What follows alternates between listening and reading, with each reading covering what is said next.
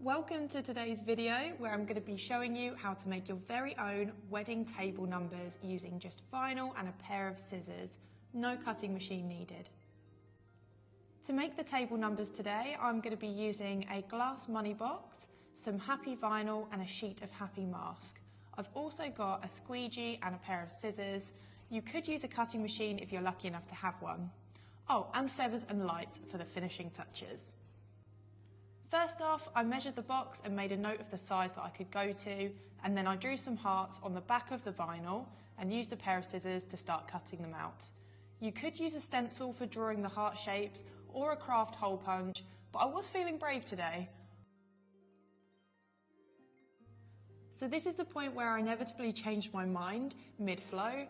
I just wasn't feeling the gold number 7, so I changed to a silver vinyl instead and decided, so that I didn't waste any vinyl, that I was going to make a quick stencil to draw the letters onto the back of the vinyl. So here's me drawing out the stencil, cutting it out, and then flipping it the wrong way up to draw onto the back of the vinyl. This is a really important step because when you turn the vinyl the right way around, your letters will all be backwards.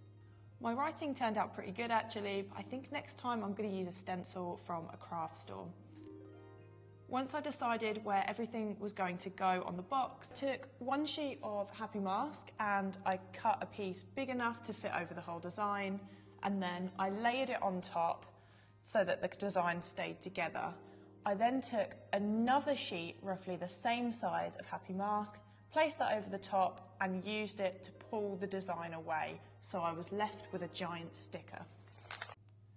I used this tool called the Happy Squeegee to remove all the air bubbles and stick it down in place, and then all that was left to do is peel off the Happy mask. Perfect.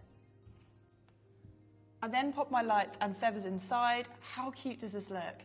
And then decided that I wanted more vinyl on the back of the box. I managed to do this quite quickly. I just cut the hearts out using my pair of scissors, and then I didn't need the Happy mask for this bit as I could place them individually pretty easily. So I just peeled the backing off like a sticker and stuck them on.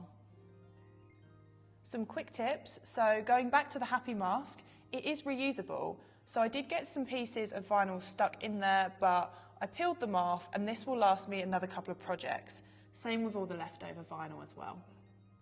So there we are, the finished thing. Let me know what you think in the comments, and thank you so much for watching.